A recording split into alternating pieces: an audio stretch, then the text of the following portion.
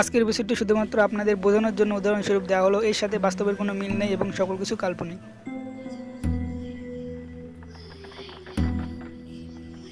বন্ধুরা, পৃথিবীতে এমন অনেক মানুষ রয়েছে যাদের আত্মা মৃত্যুবরণ করার পরও পৃথিবীতে থেকে যায়, কারণ তারা স্বাভাবিক মৃত্যুবরণ করে না। অত্যাচারিত বা অন্যায়ভাবে খুন করা এই সকল আত্মা সবসময় ঘুরে বেড়ায়, তারা কখনো শান্তি পায় না, তারা প্রতিশোধ গ্রহণ করতে চায়। তো চলুন আজকে এইরকমই একটি ঘটনা আমরা দেখে আসি।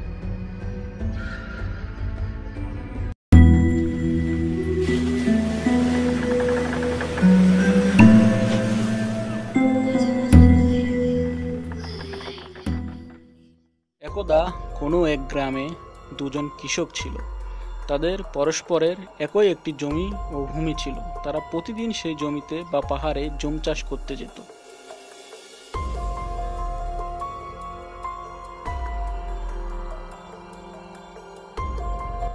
তো তারা সব সময় তাদের নিজেদের জমি নিয়ে খুব ব্যস্ত থাকত এবং তারা নিজেদের জমি খুব ভালোভাবে চাষ করত। তারা জমি চাষ করত তাদের জমিতে, এবং তাদের জমিতে তারা রাত দিন কঠোর পরিশ্রম করত এবং তারা দুজনেই দুজনার প্রতি খুবই খেয়াল রাখত এবং জমি চাষে দুজনাই দুজনাকে পারস্পরিকভাবে সাহায্যও করত।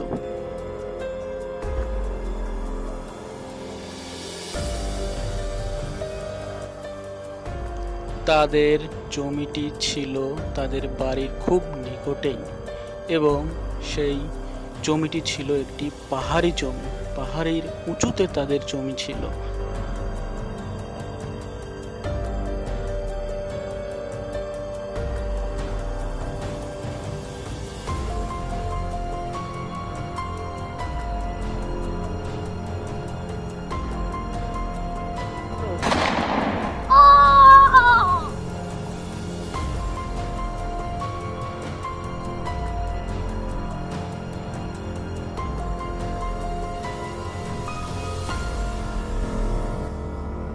পরবর্তীতে সেই মৃত মানুষটির আত্মাটি একটি ভয়ঙ্কর প্রেতাত্মাতে পরিণত হয়।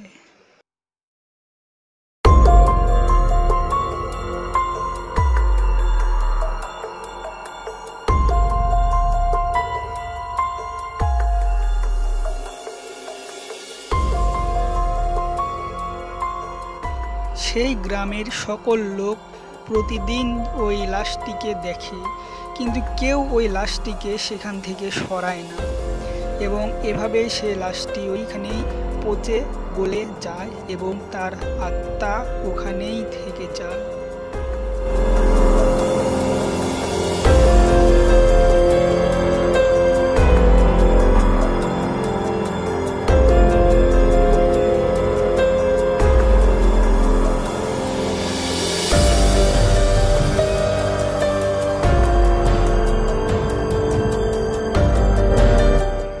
এইভাবেই সেই লাশটি একটি অতৃপ্ত আত্মায় পরিণত হয়। গ্রামের মানুষরা সেই আত্মা সম্পর্কে জেনে যায় এবং একে অপরকে বলা বলি করে সেই আত্মা থেকে সাবধান হওয়ার জন্য।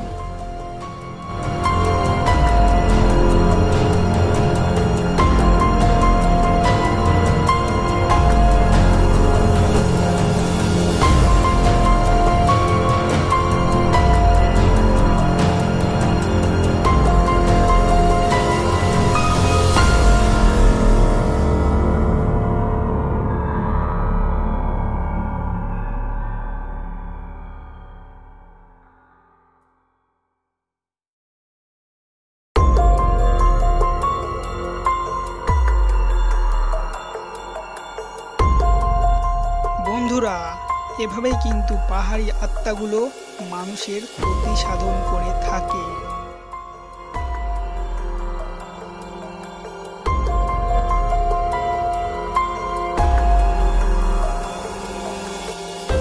সো এই সকল আত্মা থেকে সাবধান।